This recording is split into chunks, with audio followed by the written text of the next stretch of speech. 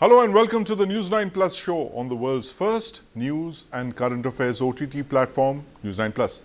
Donald Trump is possibly the first US presidential candidate to survive two assassination attempts just 2 months apart. The former president was at his Florida golf club when Secret Service agents spotted the barrel of a rifle poking through some bushes and they opened fire. The suspect fled but was later taken into custody. Now, this is the second time in 2 months there's been an apparent attempt on the former president's life. And this is the second time that a would-be assassin has succeeded in bringing long-range guns within hundreds of yards of the former president. A range and style of weapon that would make a kill shot entirely feasible. The attempts raised several questions about the state of the US Secret Service. In the July 13th attempt, the Secret Service failed to prevent the shooter from conducting a recce of the area with a drone. The assassin crawled on a roof and fired 8 shots at Donald Trump before he was shot dead. Trump survived only because it was a lucky turn of his head that saved his life. Now, on the 15th of September, it was this Secret Service agent who again saw this rifle barrel poking out of the bushes. That brings to question the security perimeter around Donald Trump. But this second attempt in 2 months has deepened questions and concerns over whether the US Secret Service is up to the task of defending their country's leaders. Trump is facing an unprecedented number of threats. Who wants to kill him? And finally, the US lectures India on democracy, while there is literally an attempt to kill off the opposition in the United States. Joining me to discuss this today are Major General VK Datta, and in the studio is my colleague Deepak Bhadana. Also joining us is Ambassador Suresh Goel. Gentlemen, welcome to the News9 Plus Show. General Datta, you've been looking at all these attempts on President Donald Trump's life very closely. Break down for us what we just saw today with the assassin lying in wait in the 6th hole of President Trump's golf course. Now, within 2 months, a second attempt on a presidential candidate who is fighting elections for the presidency of the United States and an ex-president of the US. Now, special emphasis is laid for the protocol of security in respect of the ex-presidents, and more so in the case of a presidential candidate who's going to fight an election. So that means that a double and a special security cover should be provided to Donald Trump. Yes. In spite of that, we saw a failure on 13th of July, and now we see on the 15th of July that the gunmen were able to reach within a distance and a range from where assassination can be very successfully carried out. Right. It is just lucky for Trump that they were not able to aim properly, and other factors saved his life. Yes. But now comes the question that how and why the security apparatus is failing. Now, in any organization which is looking after VIP security, there are 3 protocols which are followed. One is that the national and the federal agencies which are involved in the security of the VIP, whether it's the Prime Minister or the President of a country.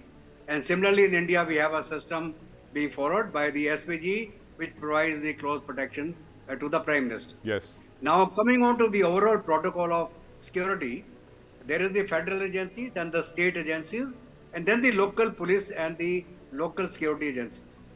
Whenever a VIP comes to an area where it involves another state or another area which is outside the jurisdiction or of the residential area of the VIP, then the local police comes into play in coordination with the Secret Service. They carry out a liaison, they carry out a preemptive check, and all the protocols are followed for outer perimeter, inner perimeter, and close proximity. Now, it is the local police which is supposed to provide the outer perimeter security of the area where a VIP is visiting.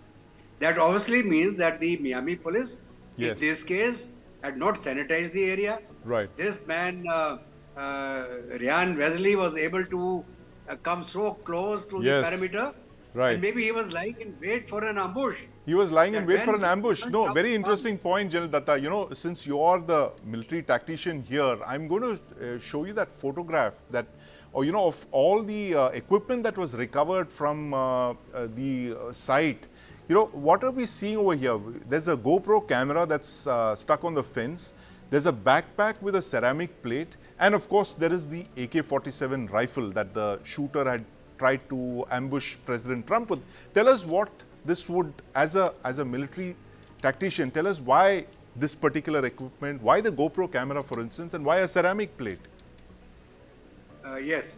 Now, if you look at the weapon itself to start with, that is a AK series weapon. I maybe initially would have thought that it would be a Dragunov sniper rifle, right, because that is the ideal weapon to be chosen for a sniper to knock out a target. Right. But however, this is a AK series with a fixed butt stock. Right. It's a wooden butt stock with a sniper scope. Right. That means it has been modified for maybe a longer range engagement.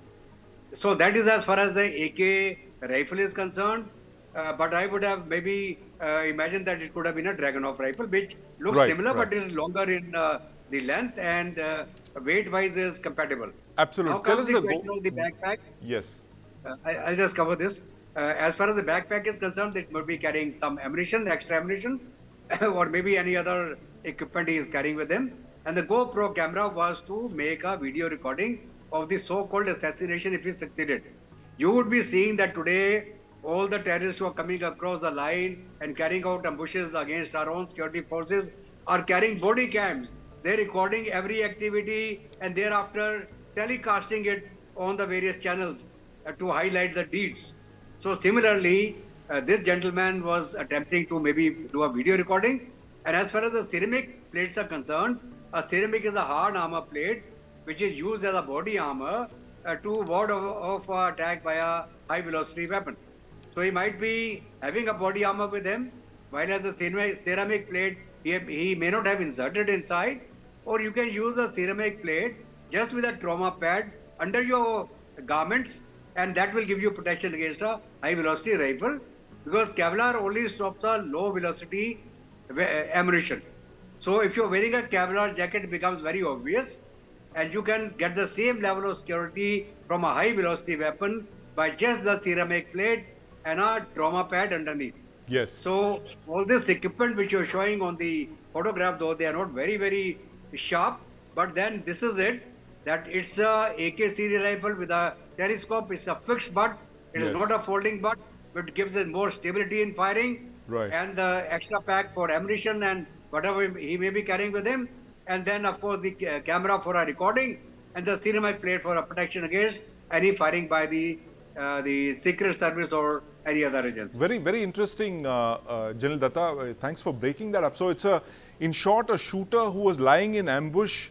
He was not only equipped with body armor, which the ceramic plate, as you say, suggests, but also a GoPro camera to film the assassination, that possibly live stream it or record it and play it out somewhere. So this was an assassin who was clearly shooting for his 6 minutes of fame and social media.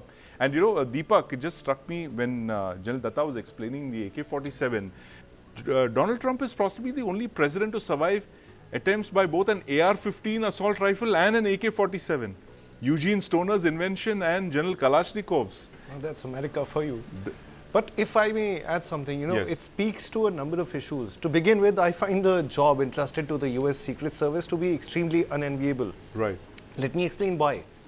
Number one, the fair amount of weapons that are easily available in the US. Yes. Then you look at the degree of polarization that is there in the political discourse. Right. If you compare the present elections to elections that were held, say, 10 years ago, when, or 15, when Barack Obama was against John McCain. Right. There was still a degree of respect. There was civility. Degree of civility. Yes. And then added to that is the other narratives that are peddled by, say, including mainstream news channels in the US. Yes. The sense of urgency that this election may actually decide, whether America will survive as a nation. Right. So it's not surprising that you find everyday individuals resorting to these, really extreme steps. Right.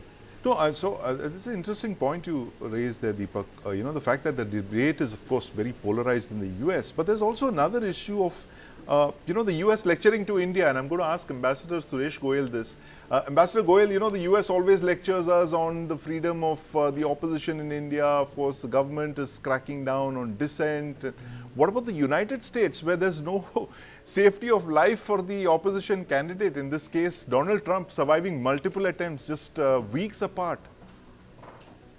Sandeep, I don't think we should really mix up the two issues of democracy. I'm not defending the USA, first of all. But the question really is not democracy. Democracy is one thing. I mean, everybody has a right to speak. Yes. And therefore, if Trump is a contestant for the election, he is entitled to kind of security.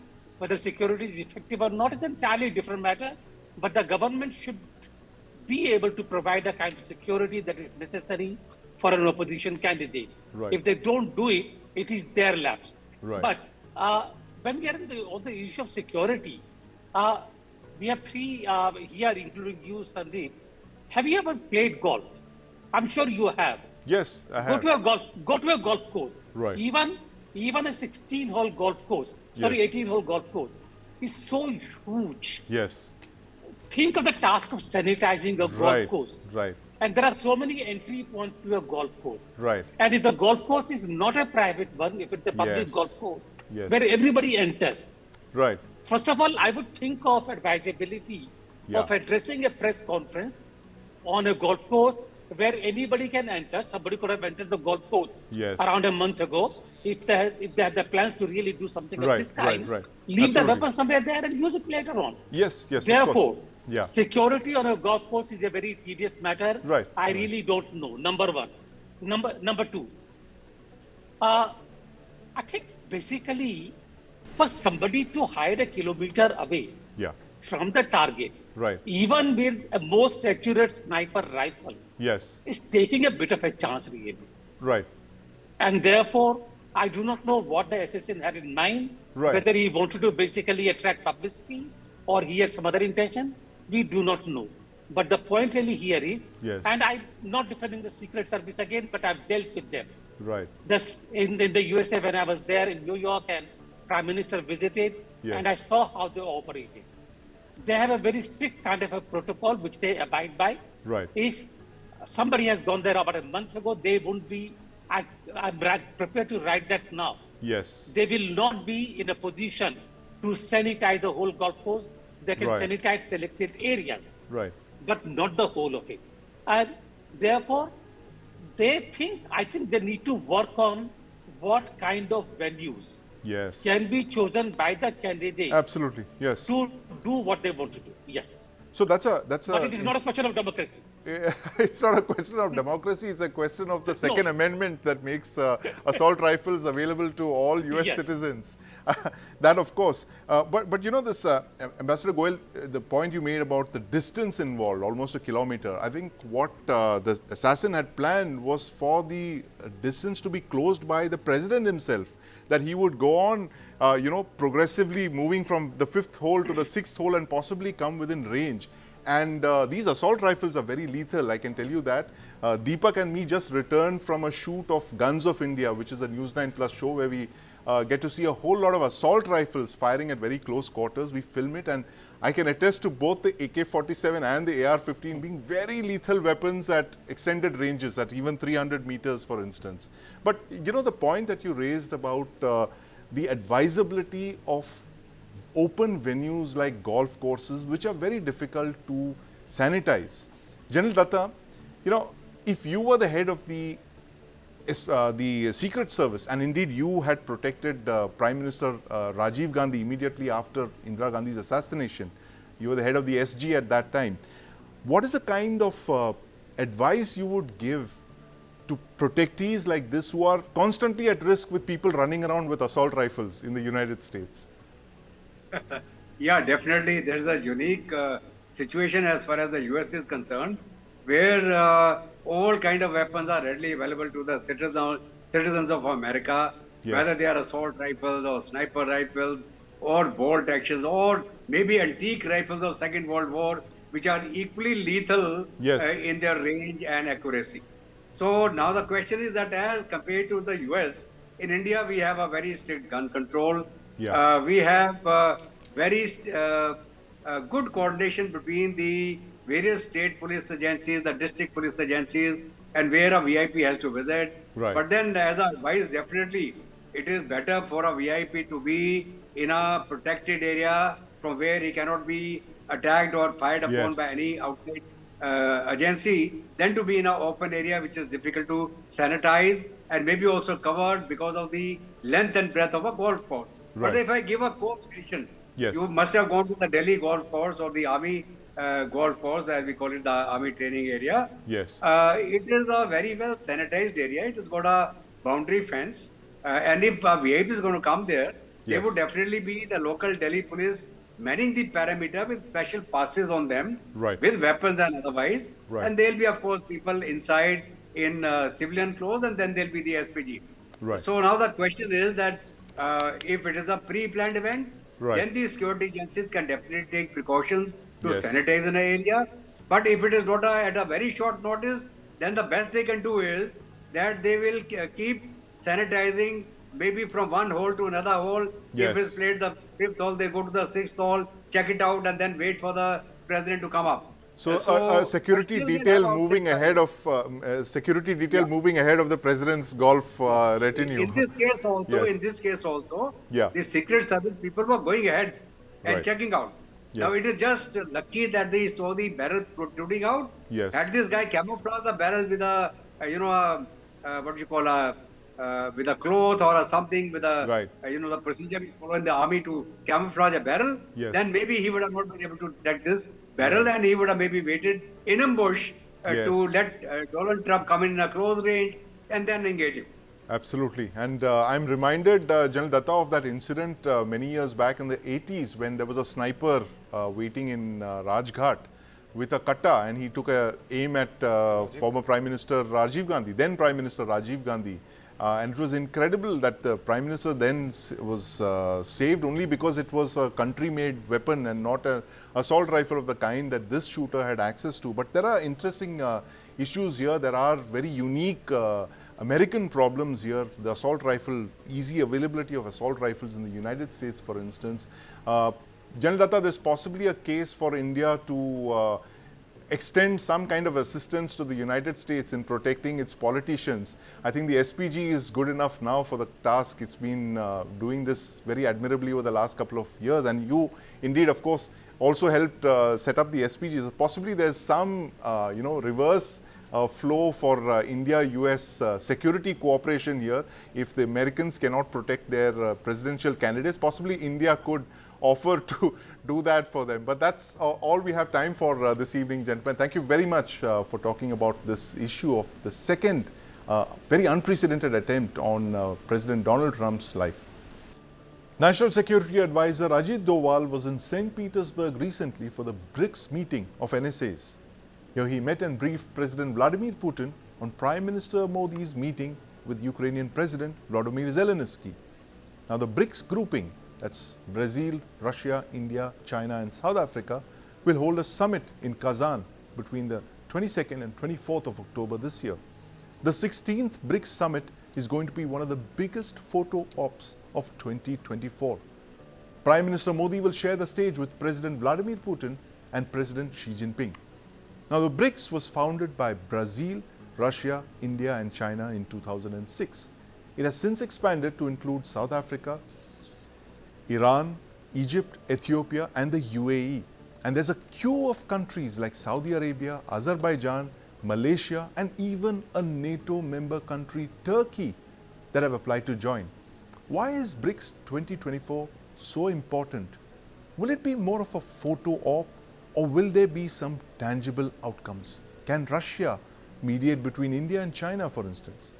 Joining me in this debate today are Ambassador Anil Trigunayat, Chirayu Thakkar, and in the studio is my colleague Deepak Bhadana. Gentlemen, welcome to the News9 Plus Show. Ambassador Trigunayat, one of the biggest photo ops of 2024, Prime Minister Modi with President Vladimir Putin and President Xi Jinping. Do you see BRICS 2024 being more than just a photo op? What can we expect a month from now? Sandeep, I don't think that this is simply a photo op. for the simple reason that there are many countries. Now we are 10 countries that will be meeting there. Yes. And who joined expanded BRICS. There are about 40 more countries who are aspirants for becoming the member. And as we learned, there are about 150 countries that are expected to participate one way or the other in this summit. Secondly, the summit is happening at the time when there is a quest for an alternate global order that is emerging. Right. Because the West-led global order is under tremendous stress at the moment. China and Russia are leading the charge Yes. for an alternate, more equitable multipolar world. That's how they call it. But at the same time, we are seeing that with the war, the Russia-Ukraine war, the weaponization of financial instruments, food, fuel, fertilizers, all this began. That has Yes. started impacting the rest of the world. And therefore, we are looking at the de-dollarization. We are looking at alternate currency mechanisms, which will be bilateral currencies or somehow. So these are not easy things to do. But definitely, I mean, there is an effort at this stage. Of course, there are intra-regional dynamic problems between Iran and some other countries, Yes. neighbors, India and China, and like that. We will have those. But at the same time, efforts are being made to bridge those. But India does not want it to become a sort of a pole. But irrespective of the way the situation is moving, I believe that we are going to see BRICS getting a greater heft Right. as an alternate, I would say not the viewpoint, but a mechanism for those who wish to join it. Right, absolutely, an alternate mechanism for those who wish to join it. And you've just mentioned the long queue of countries who want to participate in BRICS, who want to indeed join BRICS. Chirayu Thakkar, can BRICS actually offset G7? You know, the foreign minister Jaishankar made that point, saying that, you know, you didn't let us into G7, so we had to go and join BRICS. So can BRICS kind of be a counterbalance to G7? Is this where the rest of the world would be headed? What I can say in response to this is what Ambassador Trigunayat said is absolutely right. All of these countries that are coalescing around this idea of BRICS or Yes. BRICS Plus, they have some form or the other of discontent with the current order led by the US and its Western allies. Right. So some of them they are disgruntled with the economic issues. Some of them are disgruntled with security issues. Some of them are disgruntled with other issues. But the problem is that this disgruntled group, the motley group, they Yes. have nothing in common. There Right. are so many internecine feuds among them, and without a positive orientation, without Yes. a community of interest, you can actually not build anything. Second, to underwrite the global order. Now, all of this may have some sort of discontent with the current global order, but if you look, since the post-war period started, US has maintained its hegemony with 25% of the global output. Right. And with that output, it is underwriting this global order. Now, China is not yet there. Russia is already a dwindling power. You cannot sustain an order based on the quantity of nukes that you have. Right. Then who will underwrite this movement?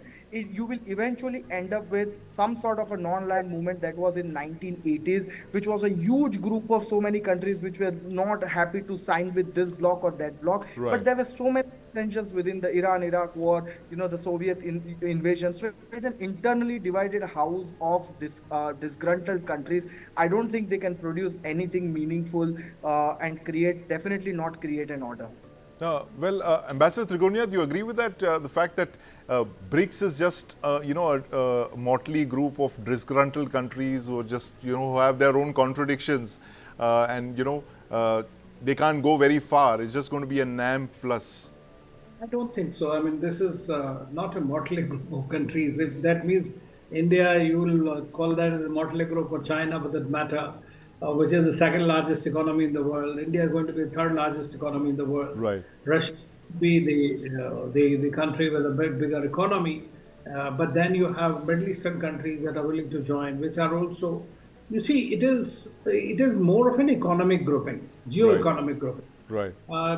They might have, certain countries, they might have the ambition, even Russia and China might have the ambition to create a new pole through BRICS. I doubt very much. SCO, I understand, is very much the line where China might like to see it as some kind of a security imperative. But the problem is that we are going through a very peculiar phase where the Western countries have actually, United States in particular, Yeah. has undermined the very order it has created through Right. unilateralism. Right. And so everybody is talking about multilateralism, means the different pockets of influence. Minilaterals are becoming far more important in many ways for limited objectives. So I would presume that there are going to be these issues. This is not going to be exactly an alternate world order created by BRICS or around BRICS. But definitely there would be an option available to various countries who do not want to be part of the bloc system. Right. That is, so I think that this is very much there. We are still, it's a work in progress. Right. It is an order. It has been under Russia's, I would say, presidency. Yes. It has come to be more on the forefront for the simple reason because Russia is confronting the West. Right. And their presidency, they want to show it off. About 200 meetings like we did in the G20. Yes. So they are the rest of the countries, they are reaching out to a large number of countries. And the fact that its attraction capability continues to be there, Yes. I think that will somehow keep it going to a great extent. Right. We have to also what happens to its alternate financial mechanisms, for Yes. example. Whether it is the bank which has been created, that bank, New Development Bank, whether it is going to sustain. They are happy that now Azerbaijan has just joined that. And Right. if UAE and others, rich countries participating, so there are all these things will come out eventually and work in it. Of course, it's a far too big, far too diffused in that sense. And that's the reason India has been very careful in recommending extension of BRICS and Right. create some criteria. Right, absolutely. And in fact, Deepak, you've been tracking the BRICS very closely. The photo op that we're seeing over here, Prime Minister Modi with President Putin and President Xi Jinping, of course, that predates the Ladakh standoff of 2020. Do you think that Russia could bring in some kind of play mediator between India and China to kind of reduce tensions on the border? You know, that's exactly the question that a lot of people are asking. Will there be any concrete outcome out Yes. of this beyond, you know, mere diplomatic good wishes to everyone else? India and China have had a 4-year-long standoff. Yes. Even today, what, 60 to 70,000 troops just on the Indian side are posted there. And I imagine an equal number of Chinese troops. The Chinese are now stationing their 5th generation fighters Yes. on the border with India. So the question for everyone is, and honestly, I don't have an answer. One can only hope Yes. that some positive, comes out of this. Right. Although there is, I believe, a thaw in India-China relations. There's been some talk of back-channel diplomacy. There is, of course, some wanted people being returned from China, and there have been some statements which suggest that there seems to be some kind of, talks in the pipeline. But let's ask Chirayu Thakkar, what will be India looking at from the BRICS 2024, from the 16th installment? What would India really want to see as deliverables from Kazan? I think there will be a lot of deliverables and at the technical level. So with some of the BRICS countries, you have counterterrorism efforts, and, Yes. and then there are much smaller areas where you have cooperation. So these are all issues of low politics where a lot of things are happening at BRICS level. I'm not writing it off. So that is surely one area where India would be looking for at concrete deliverables. Second, as BRICS grows in number, its diplomatic clout also grows. I'm not denying that. So far as China is concerned, I think Russia can be a good interlocutor, but I Yes. don't see any need for anyone to play that role. And here I would like to point something, again, this is my reading of the situation and I might be entirely wrong, but given the brazen disregard on part of Washington for India's interest in its neighborhood, and I think it poses this kind of diplomacy that US played in Bangladesh. It poses a threat to both India and China. China. And if China shows a little bit of accommodation on Yes. India side, it doesn't approach India with the same level of hubris that we see on the other side, this neo-imperialist attitude. Yeah. I think India and China can have tactical cooperation in so many places.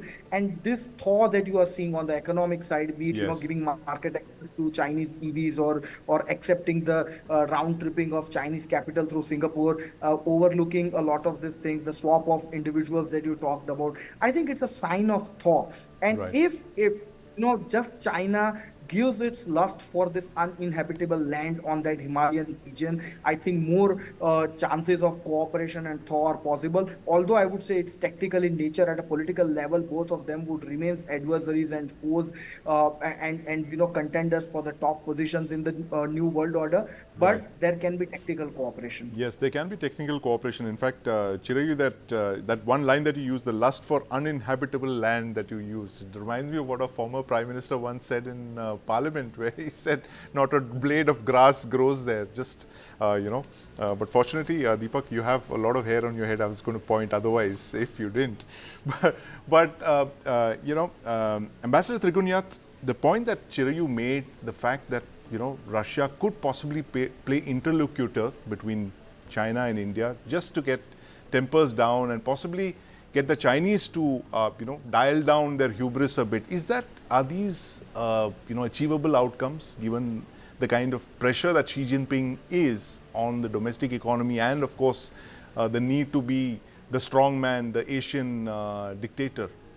I fully agree with Chirayu's assessment on this, and I think that if you come to think of it, this was the Russians, Primakov, who started this RIC, Russia, Yes. India, China, way before we had even the BRICS, which came into being. Yes.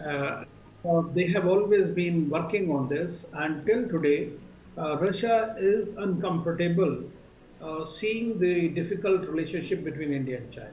Right. And therefore, all the time they try to, while maintain excellent relations with India and strategic collaboration and partnership with China, because of their global, issues that they are facing currently, I think that Russia continues to make an effort to bring the two together for a dialogue.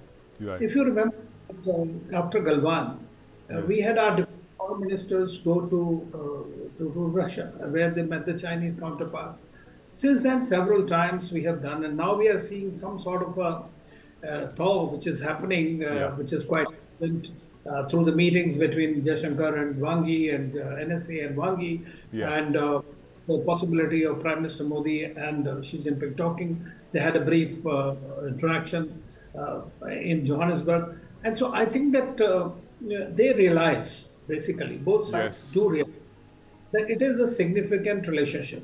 But it will depend on China, which is looking at India as not only an adversary, but a potential, I would say, a country that can give it a run.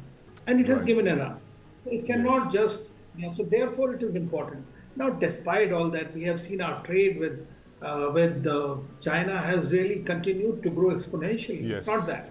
The investments and all those areas are opening up once again for them. They understand where the butter lie. And you mentioned about their economic difficulties, which they are facing, or the headwinds at the moment they are facing. Yes. The BRICS really fills that purpose.